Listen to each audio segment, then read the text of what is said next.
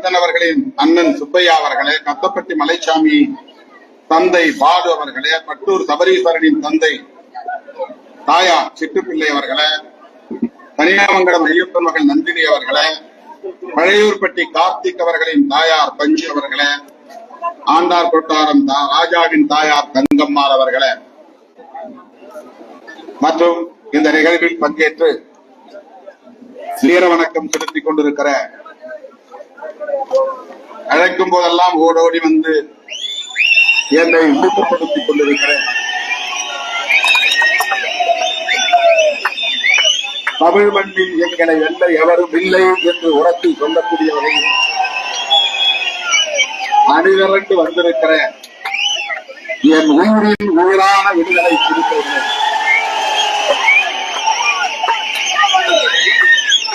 உங்கள் அனைவருக்கும் என்னுடைய பிடிவார்ந்த வணக்கத்தை தெரிவித்துக் கொள்கிறேன்.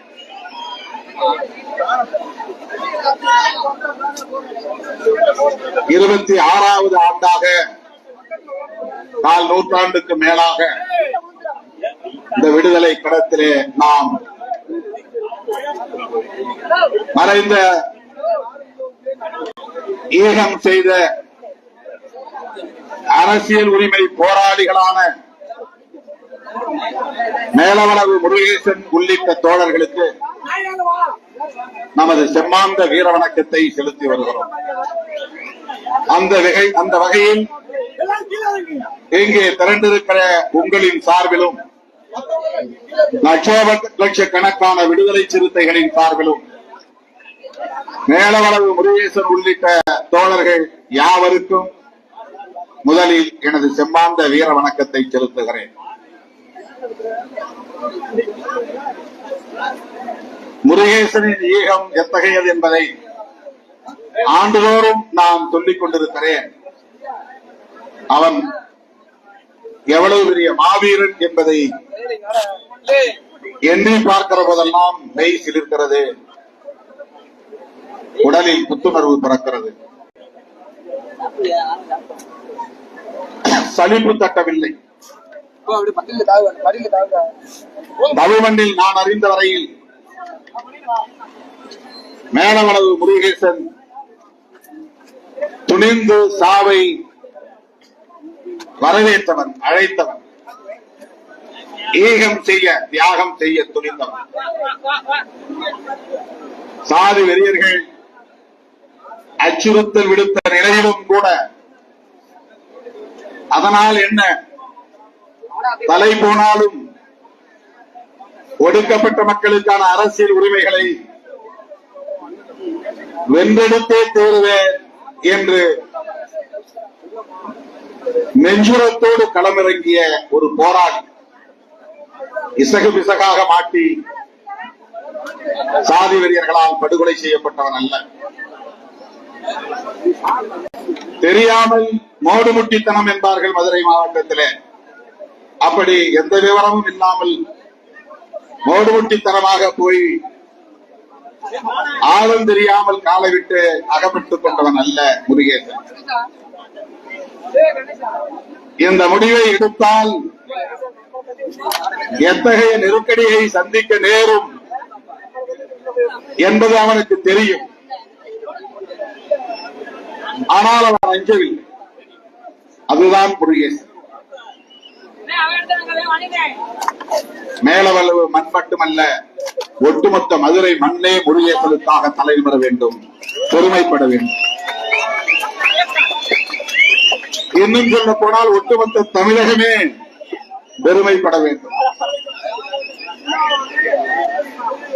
தமிழுக்கு தலை கொடுத்தான் குமணன் என்று நாம் வரலாற்றில் படித்திருக்கிறோம். ஆனால் ஜனநாயக உரிமைக்காக தலை கொடுத்தான் மேலவளவு முருகேசன் என்பது புதிய வரலாறு. தோழர்களே, அப்படிப்பட்ட ஒரு மாவீரன் பிறந்த மண்ணில், அந்த மாவீரன் வாழ்ந்த மண்ணில், அந்த மாவீரன் காலடி தடம் பதித்த மண்ணில், அந்த மாவீரன் ரத்தம் சிந்திய மண்ணில் நாம் சமகாலத்தில் வாழ்ந்து கொண்டிருக்கிறோம் என்பது நமக்கு பெருமை. சாதாரணமாக பயப்படுத்தினால், பயமுறுத்தினால் பின்வாங்கி ஓடுகிற ஒரு சராசரியான அரசியல்வாதியாக முருகேசன் வாழவில்லை. ஒரு ஊராட்சி மன்ற தலைவர் பதவி என்பது பெரிய அதிகாரம் படைத்த பதவி அல்ல. ஒரு எம்எல்ஏ, எம்பி அல்லது அமைச்சர் போன்ற அதிகாரம் படைத்த பதவிக்காக அவன் ஆசைப்படவில்லை. எங்களுக்கென்று ஒதுக்கப்பட்ட தொகுதி, எங்களில் யாரேனும் ஒருவன் அதிலே அந்த நாற்காலியிலே போய் அமர வேண்டும். அதை சாதிகரியர்கள் அறியாமல், அரசியல் அறியாமையால் தடுக்க பார்க்கிறார்கள் என்கிற போது, தலையை அறுத்தறிவோம் என்று எச்சரிக்கிறார்கள் என்கிற போது, அதை நான் எதிர்கொள்ள தயார் என்று எதிர்கொண்ட ஒரு மாவீரன் தான் மேலவளவு முருகேசன். என்னை தேடி மதுரை தல்லாகுளத்தில் நான் தங்கியிருந்த போது என் அறைக்கு வந்த முருகேசனை பார்த்து நான் கேட்டேன், ஏன் நீங்க ரிஸ்க் எடுக்கிறீங்க? சாதி வெறியர்கள் இப்படி அச்சுறுத்துகிற போது கொஞ்சம் நிதானமாக இதை கையாளலாமே, அதிகாரிகளிடம் முறையிட்டு விட்டு நீங்கள் பொறுமை காக்கலாம், விண்ணப்பம் செய்ய வேண்டாம் என்று நான் அவரிடத்திலே சொன்ன போது ரொம்ப சாதாரணமா சொன்னேன், அப்படி வெட்டினா வெட்டுட்டேன், நான் நிக்கிறேன், உங்க சப்போர்ட். அப்படியே அந்த காட்சி இன்னும் என் கண் முன்னால் நிழலாடி கொண்டிருக்க. உங்க சப்போர்ட் வேணும். அன்றைக்கு விடுதலை சிறுத்தைகள் கட்சி தேர்தல் அரசியலில் ஈடுபட வேண்டாம் என்று நிலைப்பாட்டை எடுத்திருந்த நேரம் அதுதான் முக்கியம். நமக்கு எலெக்ஷன் வேண்டாம், தேர்தலில் நிக்க வேண்டாம், ஓட்டு போட வேண்டாம், ஓட்டுக்காக மக்கள்கிட்ட போய் நம்ம பிரச்சாரம் செய்ய வேண்டாம். அம்பேத்கர் பாதையில, பெரியார் பாதையில நம்மாலான தொண்டு செய்வோம். இதுதான் என்னுடைய நிலைப்பாடாக. வேற எந்த முனைப்பும் நம்மிடத்திலே இல்லை, முயற்சியும் இல்லை, வேட்கையும் இல்லை. பொதுவா இன்னைக்கு இயக்கம் தொடங்குகிற எல்லோரும் அதிகார வேட்கை உள்ளவர்களாக இருக்கிறார்கள். நாம் அப்படி நினைக்கவில்லை. என்னை, என் தலைமையை ஏற்றுக்கொள்ளுகிற தோழர்கள் காவல்துறையின் அடக்குமுறைகளுக்கும் தயாராக வேண்டும், கைது போன்ற ஒடுக்குமுறைகளுக்கு தயாராக இருக்க வேண்டும், சிறை கம்பிகளுக்குள் வாழ்வதற்கும் தயாராக வேண்டும் என்றுதான் நான் அழைப்பு விடுத்தேன். இன்றைக்கு எல்லோரும் ஆற்றல் அரசு போன்ற தம்பிகள் எல்லாம் சாட்சியமாக இங்கே மேடையில் அமர்ந்திருக்கிறார்கள். அவர்கள் அத்தனை பேரும் அப்படித்தான் என் பின்னால் அணிதிரண்டார்கள். வெறும் 20-25 பேரை கொண்டுதான், அதுவும் மேலூர் வட்டாரத்தை சார்ந்த 25 பேரை கொண்டுதான் இந்த இயக்கம் உருவானது. இது மேலூர் மண்ணிலிருந்து எடுத்து உருவான சிற்பம் விடுதலை சிறுத்தைகள் கட்சி என்பது. மேலூர் மண்ணிலிருந்து எடுத்த தீயை கொண்டு வளர்த்த பெரும் தீ, ஊழி தீ விடுதலை சிறுத்தைகள் கட்சி. இன்றைக்கு யாராலும் இந்த தீயை அணைக்க முடியாது, விடுதலை சிறுத்தைகளை எவராலும் வீழ்த்த முடியாது என்கிற அளவுக்கு இது வலிமை பெற்றிருக்கிறது. மேலூர் வட்டாரத்தை சார்ந்த தம்பிகளோடு புறப்பட்ட எனது பயணத்தில் இடையிலே என்னை சந்தித்த ஒரு போராளிதான் மேலவளவு முருகேசன். உண்மையான ஹீரோ மேலவளவு முருகேசன். சினிமாவில் வரக்கூடிய நாயகன் கிடையாது,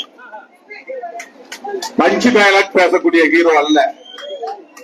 சாதாரணமா சொன்ன அப்படி போனா போட்டு தலையை வெட்டினா விட்டுட்டு, இதான் பஞ்சு டயலாக். முருகேசன் பேசிய பஞ்சு டயலாக் அவன் ஆன்மாவிலிருந்து வந்த வார்த்தைகள், அவருடைய ஆழ் மனதிலிருந்து பீரிட்டு வெளிவந்த சொற்கள். அதற்கு எவ்வளவு பெரிய வலிமை இருக்கிறது என்பதை நான் இன்றைக்கு எண்ணி பார்க்கிறேன். அந்த மாமனிதன் மாவீரன் மேலவளவு முருகேசன் பிறந்த இந்த மண்ணில் ஆண்டுதோறும் நாம் உறுதியேற்கிறோம். விடுதலை சிறுத்தைகள் கட்சி எத்தனை கொள்கைகளை பேசினாலும், அம்பேத்கரின் சிந்தனைகளை பரப்பினாலும், பெரியாரின் சிந்தனைகளை உள்வாங்கிக் கொண்டாலும், மாவேலி மார்க்ஸ் அவர்களின் உலகளாவிய தத்துவத்தை உள்வாங்கிக் கொண்டாலும், அனைத்தையும் ஒருங்கே சேர்த்து நாம் முன்வைத்திருக்கிற 3 முழக்கங்கள்: அமைப்பாய் திரள்வோம், அங்கீகாரம் பெறுவோம்,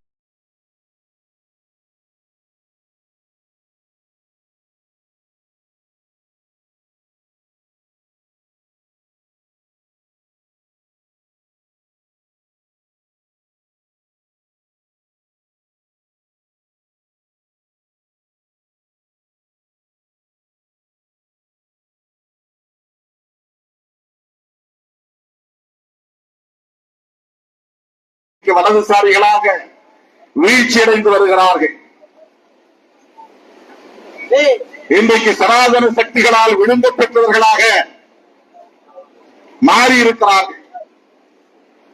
1990களின் தொடக்கத்தில் என்ன கொள்கை முழக்கத்தை முன்வைத்து இந்த இயக்கம் தனது அரசியல் பயணத்தை தொடங்கியதோ அதே நீதியோடு இயங்கிக் கொண்டிருக்கிற ஒரு கோள் இயக்கம் தான் விடுதலை சிறுத்தைகள் கட்சி.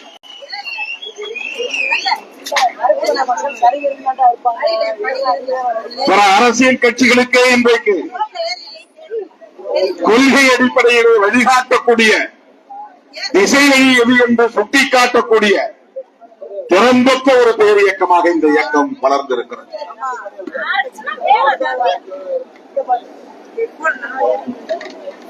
மேலவளவு முருகேசன் அவர்கள் வெட்டி தலையை பந்தாடி இருக்கலாம். அன்றைக்கு அவர்கள் கைகொட்டி கெக்களித்து சிரித்து இருமாந்திருக்கலாம். ஆனால் இறுதியில் வென்றவன் மேலவளவு முருகேசன் தான். கொன்றவர்கள் எங்கோ பதுங்கி கிடக்கிறார்கள். கொல்லப்பட்ட மேலவளவு முருகேசனின் புகழ் உலகமெல்லாம் இன்றைக்கு பரவி கிடக்கிறது. அவனை பேசாத நபர் இல்லை, அவன் அரசியலை பேசாத கட்சி இல்லை என்கிற ஒரு இடத்தை அவன் எட்டி பிடித்திருக்கிறான். அதே நாற்காலியில் முருகேசனை தொடர்ந்து அடுத்தடுத்து தம்பி ராஜா உள்ளிட்ட பலரும் அந்த இருக்கையிலே அமர்ந்து இந்த ஊராட்சி நிர்வாகத்தை நடத்தி வரலாற்று சாதனை புரிந்தது முருகேசன் மீட்ட அரசியல் உரிமை வரலாறு. தோழர்களே, இது ஒரு ஊராட்சி அதிகாரம். புரட்சியாளர் அம்பேத்கர் கண்ட கனவு ஆட்சி அதிகாரம். மேலவளவில் இருந்து புதுதில்லி வரையில் இது விரிவாக்கம் பெற வேண்டும். இது மேலவளவு ஊராட்சி நிர்வாகத்தோடு மட்டும் தொடர்புடைய போராட்டம் அல்ல. புரட்சியாளர் அம்பேத்கர் கண்ட கனவு ஒடுக்கப்பட்ட மக்களின் கைகளில் ஆட்சி அதிகாரம் வேண்டும். கோரிக்கை கொடுக்கிறவர்களாக, மனுக்களை தரக்கூடியவர்களாக, காலம் காலமாக இவர்கள் அடிமை சகதியிலே உழலக்கூடியவர்களாக இருத்தல் கூடாது. ஆளுமை மிக்க சக்திகளாக எழுச்சி பெற வேண்டும். ஆட்சி அதிகார பீடத்தில் இவர்கள் அமர வேண்டும். இதுதான் புரட்சியாளர் அம்பேத்கர் கண்ட கனவு. அந்த பார்வை, அந்த புரிதல், அந்த தொலைநோக்கு விடுதலை சிறுத்தைகள் கட்சிக்கு உண்டு என்பதை அவ்வப்போது நாம் நிறுவிக்காட்டி வருகிறோம். நம்மை பலரும் சராசரி அரசியல் கட்சியாக மதிப்பீடு செய்கிறார்கள். ஆசை காட்டி மாயவலையில் வீழ்த்து பார்க்கிறார்கள். சில இடங்களில் போட்டியிட வாய்ப்பு கொடுத்தால் போதும், அதை விட நாங்கள் கூடுதலாக தருகிறோம், என்று சொன்னால் போதும், அந்த ஆசை வார்த்தைகளுக்கு மயங்கக்கூடியவர் திருமாவளவன் என்று சராசரி அரசியல்வாதியாக மதிப்பீடு செய்கிறார். நான் இதை தற்பெருமையாக இங்கே சொல்லவில்லை, என் தலைமையை ஏற்றுக்கொண்ட நீங்கள் என்னை புரிந்து கொள்ள வேண்டும் என்பதற்காக சொல்லுகிறேன்.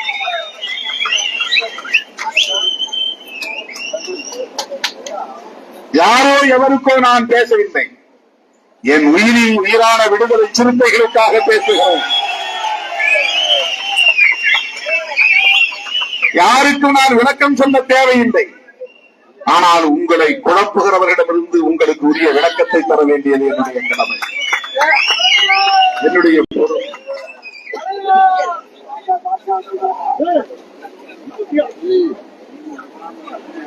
2026 சட்டமன்ற பொதுத் தேர்தலில் உங்களுக்கு கூடுதல் தொகுதி தராவிட்டால் இது ஒரு யூகமான கேள்வி.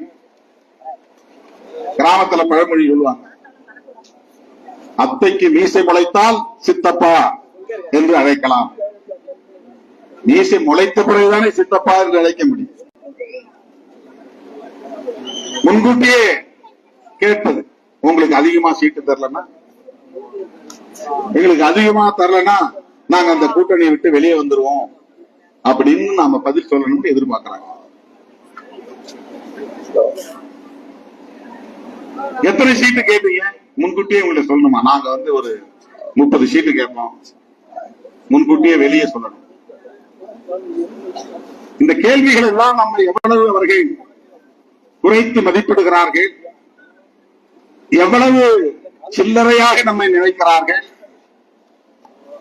இப்படியெல்லாம் கேள்வி கேட்டால் உணர்ச்சியப்பட்டு இவர்கள் வார்த்தைகளை கொட்டி விடுவார்கள். அதன் மூலம் இவர்கள் இருக்கிற இருப்பை அசைத்து விடலாம். இப்படி சிலர் கணக்கு போடுகிறார்கள். நாங்களும் கிட்டத்தட்ட 25 ஆண்டுகள் இந்த களத்திலே பழம் தின்று கொட்டை போட்டவர்கள் தான். எங்களுக்கும் அரசியல் தெரியும். ஆனால் அதுவல்ல எங்கள் இலக்கு, அதுதான் பிரச்சனை. உங்களுக்கும் அதைத்தான் நான் சொல்லுகிறேன். இந்த தடவை எத்தனை சீட்டு அண்ணா வாங்குவாரு, இப்ப யாருக்கு கொடுப்பாரு, இந்த தடவை மதுரைக்காரங்களுக்கு கிடைக்குமா, பாவரசு எம்எல்ஏ ஆயிடுவாரா, ஆற்றல் அரசு எம்எல்ஏ ஆயிடுவாரா, இதல்ல கணக்கு, இதுவல்ல அரசியல். போலீஸ் நெருக்கடியும் சாதி வெறியர்களின் நெருக்கடியும் இருந்த போது என்னோடு களத்தில் நின்ற தோழர்கள் தான் ஆற்றல் அரசு, பாவரசு உள்ளிட்ட இந்த தம்பிகள் அத்தனை பேரும். மதுரை மாவட்டத்தை சார்ந்த முன்னோடிகளின் பெயரை மொத்தம் இங்கே என்னால் சொல்ல முடியாது, பட்டியலிட முடியாது. அன்றைக்கு திருமாவளவன் நம்மை அழைத்துக் கொண்டு சட்டமன்றத்திற்குள்ளே போவார் என்று யாரும் கனவு காணவில்லை, அப்படி விரும்பி வரவில்லை. நடுராத்திரி 12 மணி வரையில் என்னோடு இருந்துவிட்டு 12 மணிக்கு மேலே கடைசி பேருந்தை பிடித்து மேலூரில் இருந்து இறங்கி கல்லம்பட்டி அருகே நடந்தே போகக்கூடிய, தனிமையில் நடந்தே போகக்கூடிய நிலைதான் ஆற்றல் அரசு ஐயாவு போன்ற தம்பிகளுக்கு. அப்போது ஆற்றல் அரசை சாதி வெறியர்கள் சுற்றி வளைத்து கழுத்திலே கத்தியை வைத்து குரல்களை எடுக்க முயற்சித்தார்கள். இதெல்லாம் நடந்தது. அதையெல்லாம் தாண்டி என்னோடு நின்றவர்கள்.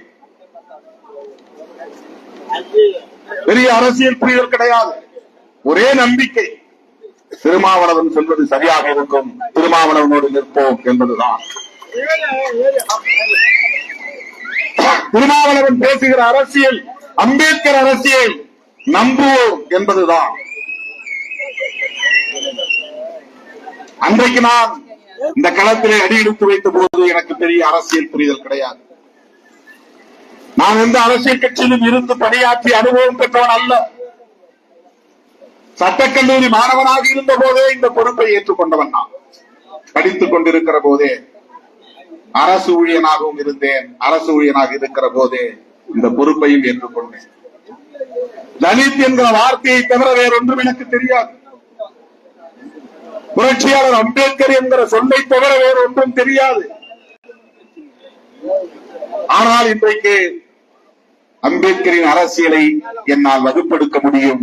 ஆயிரக்கணக்கானவர்களுக்கு சொல்லித்தர முடியும்.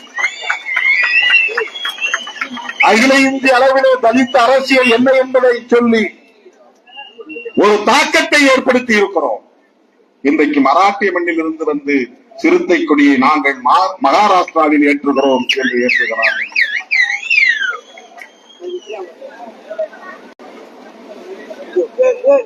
ஆந்திராவிலே ஏற்றுகிறார்கள், கேரளாவிலே ஏற்றுகிறார்கள்.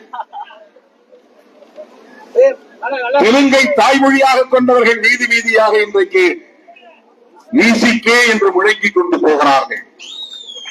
தோழர்களே, தேர்தல் அரசியலை 10 ஆண்டு காலம் புறக்கணித்தோம். 1999ஆம் ஆண்டில் இருந்து கால் நூற்றாண்டு காலம் இந்த தேர்தல் அரசியல் களத்தில் இருக்கிறோம். சாதி வெறியர்களின் நெருக்கடி ஒருபுறம், காவல்துறை உள்ளிட்ட அதிகார வர்க்கத்தின் நெருக்கடி ஒருபுறம், ஊடகங்களின் நெருக்கடி ஒருபுறம், பரிந்துரைக்க ஆள் இல்லை, எந்த பின்புலமும் இல்லை, பொருளாதார உதவி கிடையாது. இப்படிப்பட்ட அனைத்து குறைபாடுகளோடும் இந்த களத்தில் 25 ஆண்டுகள் தாக்கு பிடித்திருக்கிறோம் என்றால் இது இமாலய சாதனை. சாதாரணமானதல்ல.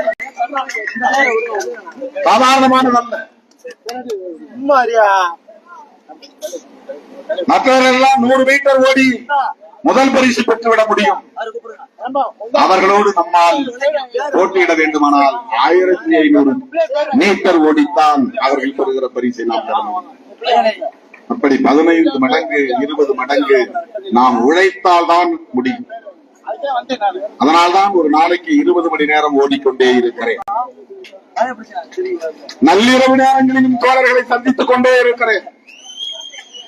நேற்று விழுப்புரம் திருவண்ணாமலை மாவட்டத்தில் சுற்றுப்பயணம், அதற்கு முன்னால் திருவள்ளூர் காஞ்சிபுரம் மாவட்டங்களில் சுற்றுப்பயணம், அதற்கு முன்னால் எங்கே இருந்தேன் என்று எனக்கு தெரியவில்லை, அதற்கு முதல் நாள் எங்கே இருந்தேன் என்று எனக்கு தெரியவில்லை. ஒரு நாள் கூட நான் இந்த நாள் எனக்கானது, இந்த நேரம் நான் கொஞ்ச நேரம் பகலில் படுக்க போகிறேன், அல்லது சினிமா பார்க்க போகிறேன், அல்லது பீச்சுக்கு போகிறேன், பூங்காவுக்கு போகிறேன் என்று நான் நேரம் ஒதுக்கி ஓய்வை விரும்பி அரசியல் களத்தில் இருந்து விலகி என்றதில்லை. அப்படி நாம் 25 ஆண்டுகள் இந்த களத்திலே தாக்கு பிடித்து நிற்கிறோம். இன்னும் நெடுந்தூரம் பயணிக்க வேண்டும்.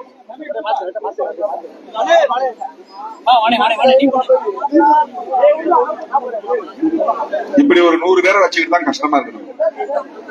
இங்க 5000 பேருக்கு மேல அமைதியா உட்கார்ந்து இருக்கீங்க. மேடையில ஒரு 100 பேர், எங்க போனாலும் இப்படி ஒரு பிரச்சனை.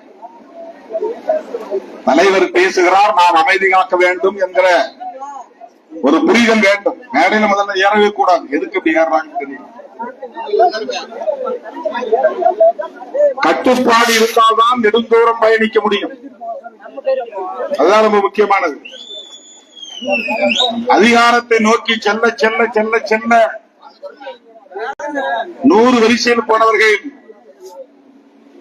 90 வரிசையாக, 80 வரிசையாக, 70 வரிசையாக, 50 வரிசையாக, 30 வரிசையாக, 20 வரிசையாக மாறி கடைசியாக ஒரு வரிசை நிற்கிறோம். 1 by 1 போகுது. அப்பதான் அதிகாரத்தை போய் தொட முடியும்.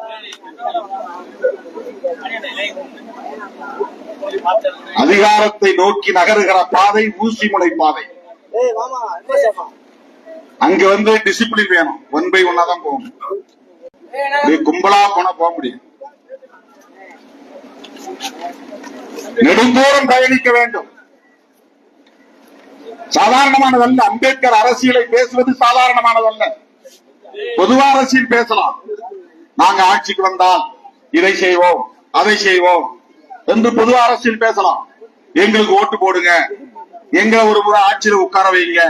இப்படிதான் சராசரி அரசியல்வாதிகள் பேசுகிறார்கள். 50 வருஷத்துக்கு மேல திமுக அதிமுக ஆண்டு விட்டார்கள். இப்ப நாங்க புதுசா வந்திருக்கிறோம், ஒரு முறை எங்களுக்கு ஆட்சியை கொடுத்து பாருங்க. இதுதான் அரசியல். இந்த அரசியல் யாரும் பேசலாம். ரோடு போடுறோம், வீடு கட்டி தரோம், இந்த அரசியல் யாரும் பேசலாம். அம்பேத்கர் அரசியல் பேசுவது மிகவும் கடினமானது. அம்பேத்கர் அரசியல் என்பது வெறும் வெல்ஃபேர் ஸ்கீம்ஸ் கிடையாது.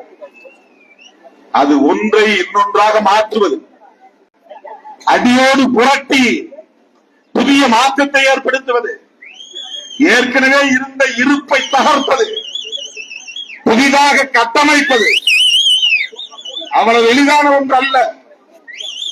அம்பேத்கர் அரசியல் என்பது வெறும் தேர்தல் அரசியல் கிடையாது, சமூக மாற்றத்திற்கான புரட்சிகர அரசியல். அந்த அரசியலோடு தொடர்புடைய அரசியல் தான் பெரியார் அரசியலும் மார்க்சிய அரசியலும்.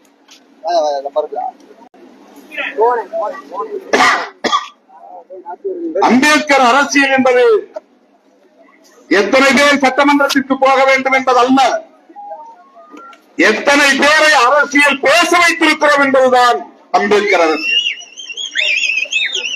4 பேர் சட்டமன்றத்துக்கு போனாங்க சாதிச்சிட்டோம் அப்படின்னு அர்த்தம் கிடையாது. எங்க கட்சியில 4000 பேரும் அரசியல் பேசுவார்கள் என்பதுதான் அம்பேத்கர் அரசியல். எங்கள் கட்சியிலே 4 லட்சம் பேரும் அரசியல் பேசுவார்கள், அதுதான் அரசியல். நீ மற்ற அரசியல் கட்சிக்காரங்களை முக்கியமான ஒரு 10 பேரை திரட்டி மேடையில உட்கார வச்சு சமூக நீதினா என்ன சொல்லுங்க, ஒரு 10 பேர் எழுதி கொடுங்க, யாருக்கும் எழுத தெரியாது. ஆனா அவங்க அரசியல் பேசுவாங்க, ரொம்ப ராஜதந்திரமா வேலையெல்லாம் செய்வாங்க, தேர்தல்ல ஜெயிச்சும் போயிடுவாங்க. ஆனா சமூக நீதினா என்ன, அம்பேத்கருடைய பங்களிப்பு என்ன சொல்ல முடியுமான்னா பெரும்பாலான பேருக்கு தெரியாது, வரலாறு தெரியும். அம்பேத்கர் அரசியலை கற்பதும் கடினம், அம்பேத்கர் அரசியலை பேசுவது கடினம், அம்பேத்கர் அரசியலை நடைமுறைப்படுத்துவது கடினம்.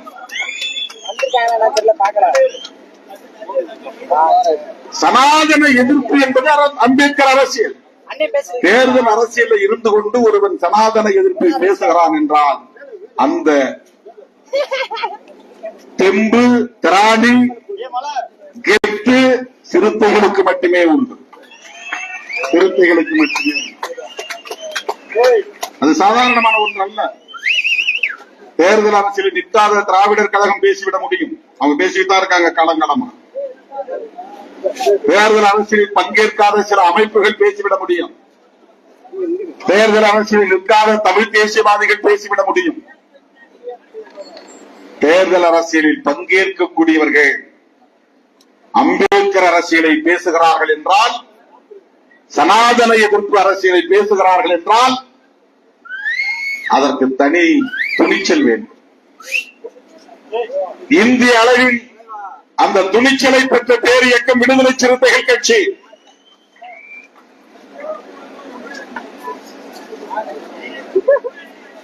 அந்த துணிச்சல், இதையும் நான் தற்பெருமை என்ற அடிப்படையில் பேசவில்லை தோழர்களே, இதை நீங்கள் புரிந்து கொள்ள வேண்டும்.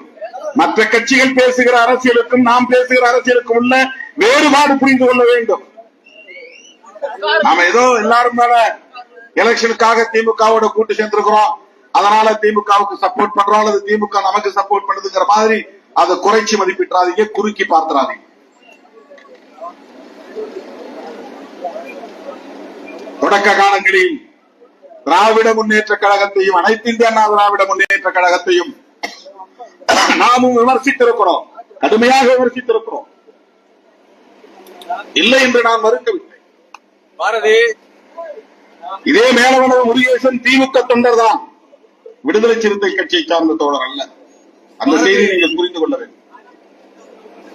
அவர் என்னை பார்க்கிற போது தம்பிகள் அழைத்து வந்தார்கள்.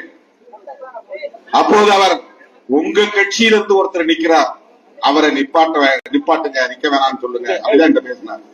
யாருங்க? என்ன கம்மாப்பட்டி வையல் இருப்பார். உங்க கட்சியிலிருந்து ஒருத்தர் வேட்பாளரா போட்டியிடுவதற்கு மனு செய்ய தயாரா இருக்கிறார். அவரும் துணிக்கு வந்தார். அவர் என்ன சொன்னார்னா, நான் நிக்கிறேன், பையன் இருப்பேன்னு நிக்க வேணாம்னு சொல்லுங்க. இன்னும் ஒரு பையன் யாரோ ஒருத்தன் பக்கத்துல ஒரு ஊர்ல இருந்து ஒருத்தர் நிக்கிறேன்னு சொல்லி சொன்னாங்க.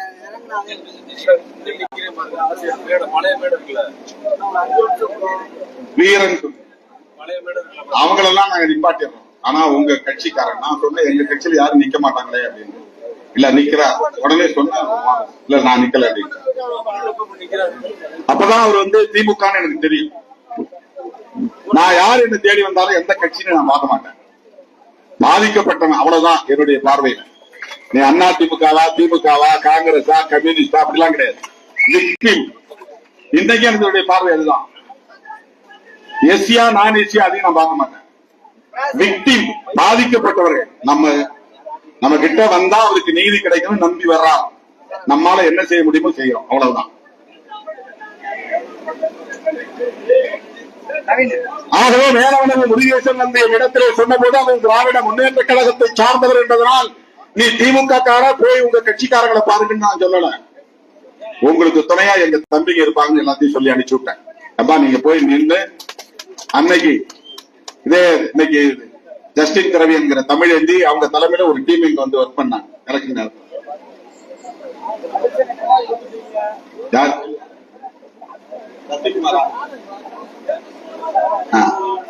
ஒரு 5-6 பேர் வந்து உட்கார்ந்து அன்னைக்கு ஓட்டு பெட்டி தூக்கிட்டு போகும்போது இவங்களுக்கு சேர்ந்து கேஸ் எல்லாம் வாங்கினாங்க. விசிகேன்னு அன்னைக்கு நம்ம கிடையாது, டிபிஐ தான் நாம வந்து அடையாளமாக இருந்தோம். அந்த நேரத்தில் துணிந்து தேர்தல் அரசில் நாங்கள் நிற்காவிட்டாலும் கூட உங்களுக்காக முதலாக இதை செய்கிறோம் என்று சொன்னோம். இதுதான் அம்பேத்கர் அரசியல். இந்த அரசியலை எந்த கட்சியாலும் செய்ய முடியாது, எந்த கட்சியாலும் செய்ய முடியாது, எந்த கட்சியாலும் செய்ய முடியாது. அம்பேத்கருக்கு படம் வைக்கலாம், அம்பேத்கருக்கு பூ தூவலாம், அம்பேத்கருக்கு சிலை வைக்கலாம், அம்பேத்கருக்கு மாலை போடலாம், அவ்வளவுதான் மற்ற கட்சிகளால செய்ய முடியும். அம்பேத்கர் அரசியலை செய்யக்கூடிய ஆற்றல், துணிச்சல் விடுதலை சிறுத்தைகள் கட்சிக்கு உண்டு. அதனால்தான் நான் சொல்லுவேன், எத்தனை பேர் கட்சி தொடங்கினாலும் நம்மோடு அவர்களால் நம்முடைய களத்தில் போட்டியாளராக வந்து நிற்க முடியாது. கட்சி தொடங்குவாங்க, புதிதாக பல கட்சிகள் தோன்றின, ஆனால் சிறுத்தைகள் இயக்கத்தில் இருந்து ஒருவர் கூட அப்படி வெளியேறவில்லை. சினிமாவில் பார்த்த முகம், கதாநாயகர் என்கிற அவதாரம் எத்தனை பேர் வந்தாங்க? விஜயகாந்த் உட்பட வந்தாங்க. விடுதலை சிறுத்தைகளின் களம் வேறு, விடுதலை சிறுத்தைகளின் அரசியல் வேறு, விடுதலை சிறுத்தைகளின் இலக்கு வேறு. இதை நாம் புரிந்து கொள்ள வேண்டும். இயக்கத்தில் இருக்கிற ஒவ்வொருவரும் புரிந்து கொள்ள வேண்டும். யாரையும் நாம் போட்டியாக கருத தேவையில்லை, யாரையும் போட்டியாக கருதி குழப்பிக் கொள்ள தேவையில்லை. இந்த இயக்கத்தை இன்னொரு அரசியல் கட்சியால் ஒருபோதும் சிதறடிக்க முடியாது. நம்முடைய கட்டுப்பாடு இருந்தால் இன்னும் பல 10 ஆண்டுகள் இந்த இயக்கம் வீரியத்தோடு முன்னேறி செல்லும்.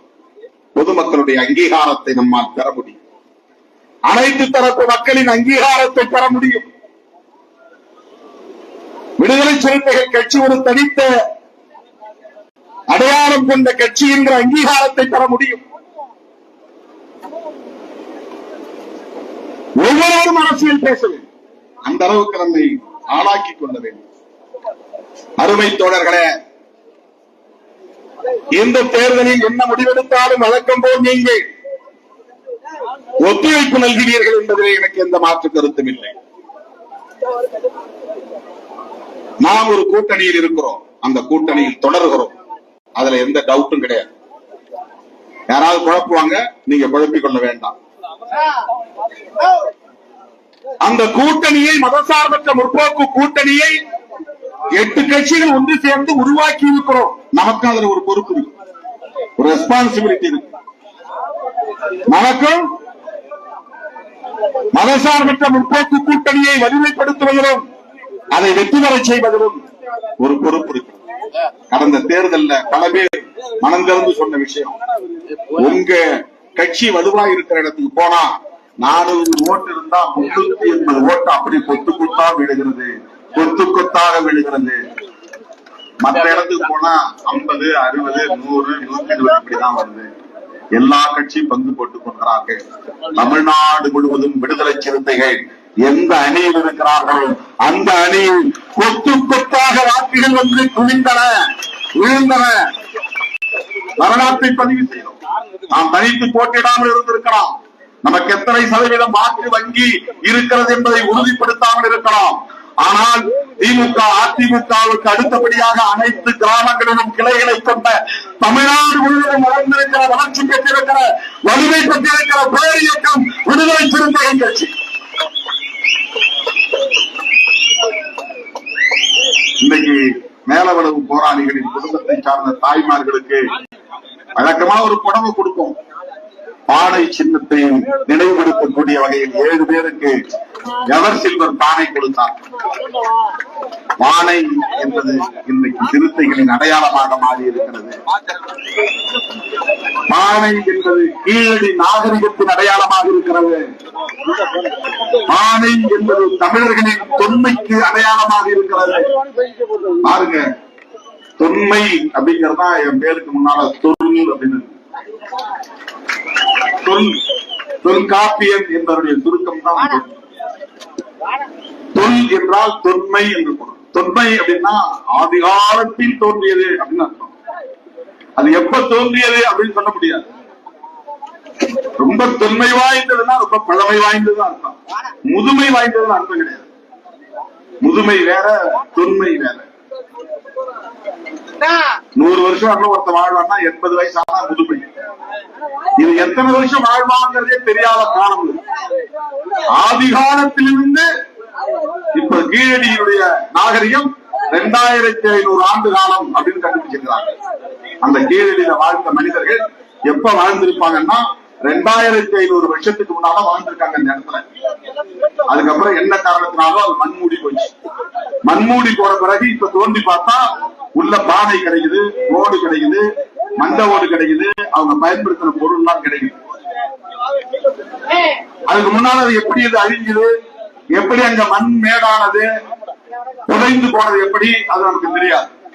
ஆனால் அந்த இடத்துல மக்கள் நகரம் போல் வீதி அமைத்து, வீட்டுக்கு வீடு குடிநீர் குழாய் அமைத்து, வீட்டுக்குள்ளிருந்தே கழிவு நீர் குழாய் அமைத்து நாகரிகமாக வாழ்ந்திருக்கிறார்கள்.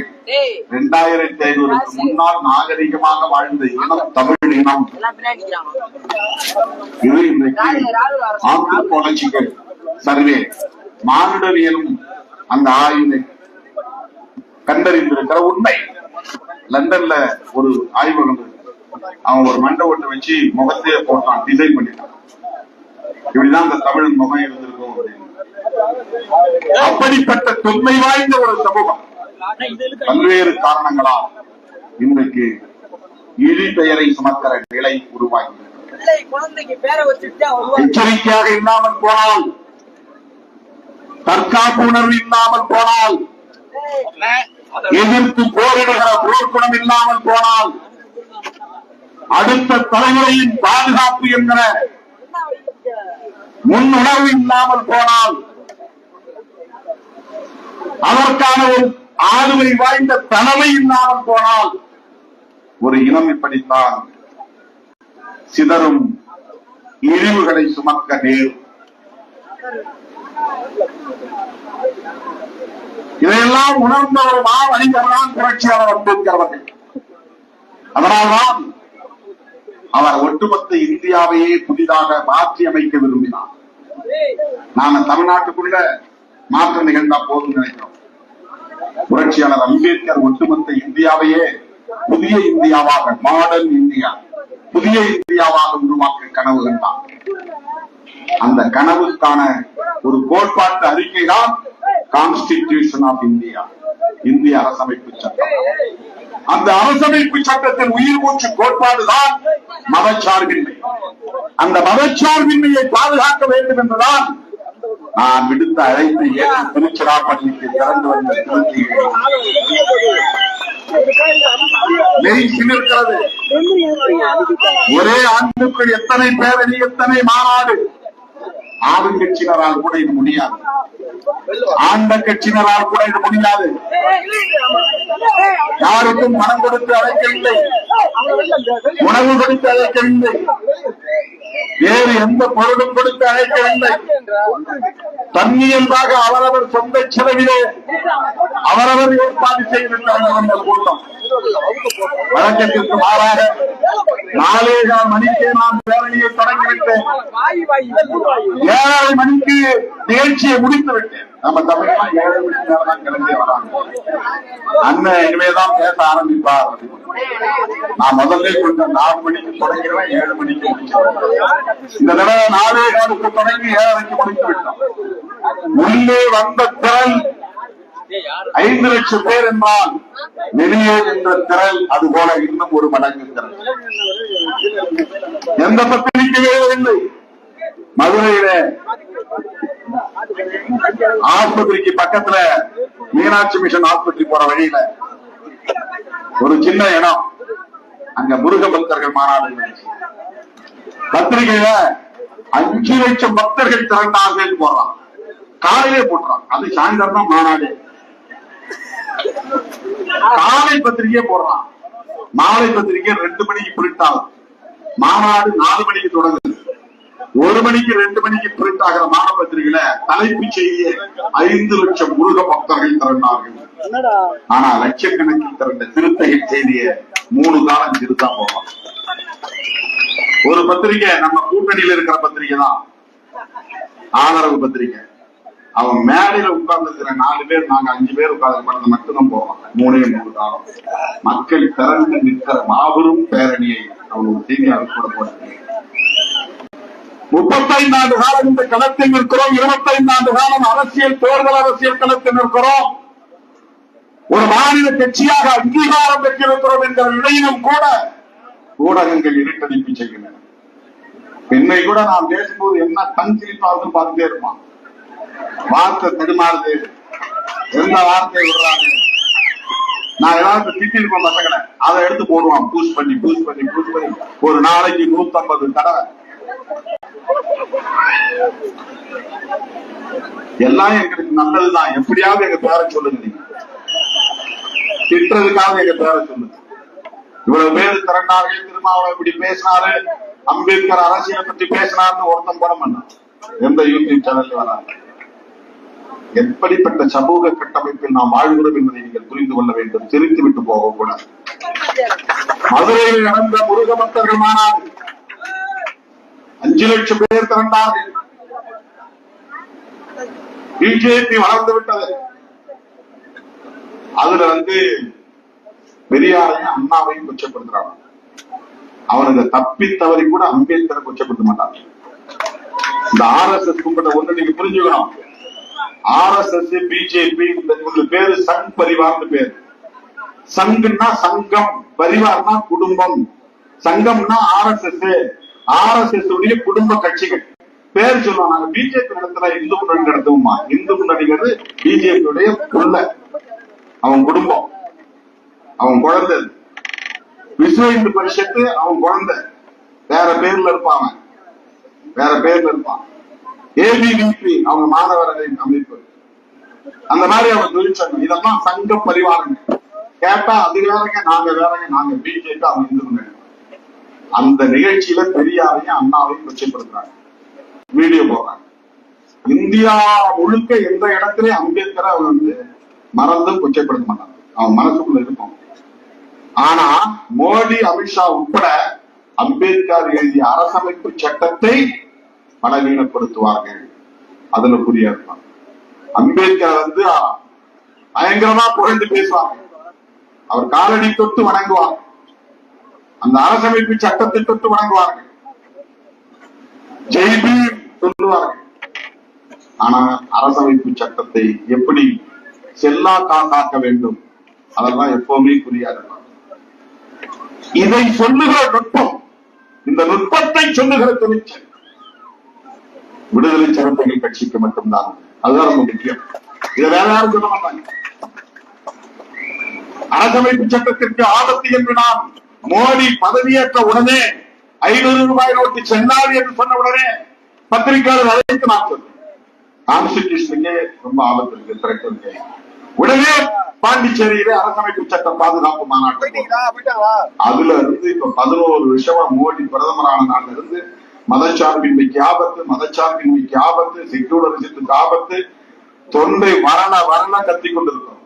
இப்பதான் ஒரு கட்சியா நாம சொல்ற அரசியல் பேச ஆரம்பிக்கிறோம்.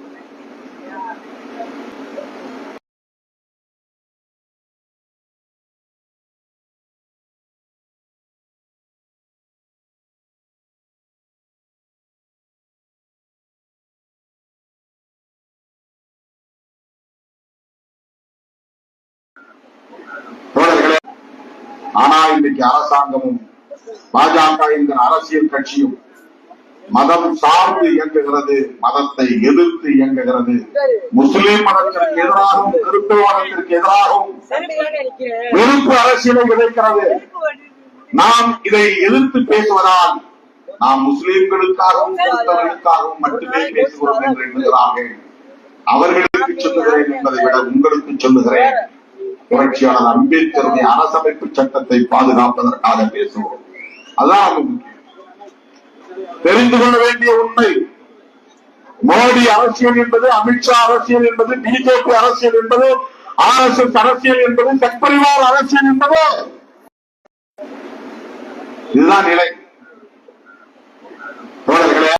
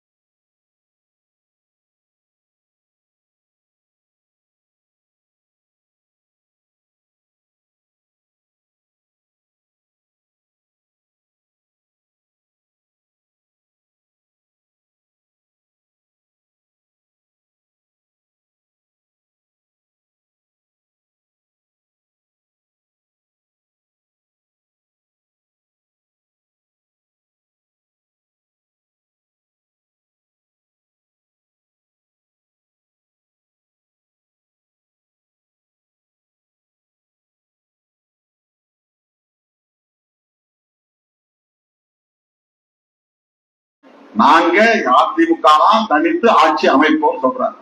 இப்ப ரெண்டு பேருக்கு இடையில முரண்பாடு இருக்கா இல்லையா? இத சொன்னது யாரு? முதல்ல சுட்டி காட்டியது விடுதலை சிறுத்தைகள் தான். கூட்டணி ஆட்சி என்பதை அதிமுக ஒத்துக்கொள்ளாது என்று சொன்னேன். இன்றைக்கு முன்னாள் முதலமைச்சர் அண்ணன் எடப்பாடி பழனிசாமி அவர்கள் தெளிவுபடுத்தி விட்டார். அமித்ஷா கனவு காணுகிறார், அந்த கனவு இங்கே நனவாகாது. ஒன்று. இரண்டாவது சொல்லியிருக்கிறார், எந்த கொம்பனும் கபலீகரம் செய்துவிட முடியாது அதிமுக. அது யாருக்கு சொல்லியிருக்கிற பதிவு? கபலீகரம் என்ன தெரியுமா? அப்படியே போட்டு விழுங்குறது, இப்படி போட்டு மெல்லாம அப்படி அள்ளி அப்படி போட்டு அப்படியே முழுங்குறது, அள்ளி அப்படியே வெடுக்கிற முழுங்குறாங்க பாருங்க, அதுக்கு பேர் கபலீகரம். இப்ப எங்க கட்சியை எந்த கொம்பனாலும் விழுங்க முடியாது. அவர் யார சொல்றாரு? கொம்பன் யாரு? கபலீகரம் செய்கிறவர் யார்? திமுகவை அவர் சொல்ல வாய்ப்பில்லை. ஏன்னா திமுக அதிமுகவை சாப்பிட நினைக்கல, எதிர்க்கதான் நினைக்கல. அதிமுகவுல இருந்து யாரையும் உள்ள வாங்கி திமுகவுல சேர்க்கணும்னு முயற்சிக்கல. திமுகவே அதை செய்ய போது அந்த கட்சியில் இருக்கிற காங்கிரஸால முடியுமா, இடதுசாரிகளால முடியுமா, அல்லது அதிமுகவுல முடியுமா? அப்படின்னா அதிமுகவை கபலீகரம் செய்கிற முயற்சி திமுக தலைமையிலான கூட்டணியால் முடியாது. அந்த முயற்சி அவர்கள் மேற்கொள்ளவில்லை. அப்ப அவர் யாருக்கு பதில் சொல்றாரு? எந்த கொம்பனாலும் கபலீகரம் செய்ய முடியாது. இப்படி சொன்னாருன்னா பரவாயில்ல, எந்த சக்தியாலும் வீழ்த்த முடியாதுன்னா திமுக அல்லது திமுக கூட்டணி கட்சிகளாலும் வீழ்த்த முடியாது. எந்த கொம்பனாலும் வீழ்த்த முடியாது அப்படின்னா அவர் மு.க. ஸ்டாலின் தான் சொல்றாரு அப்படின்னு அவர் சொன்னீங்க.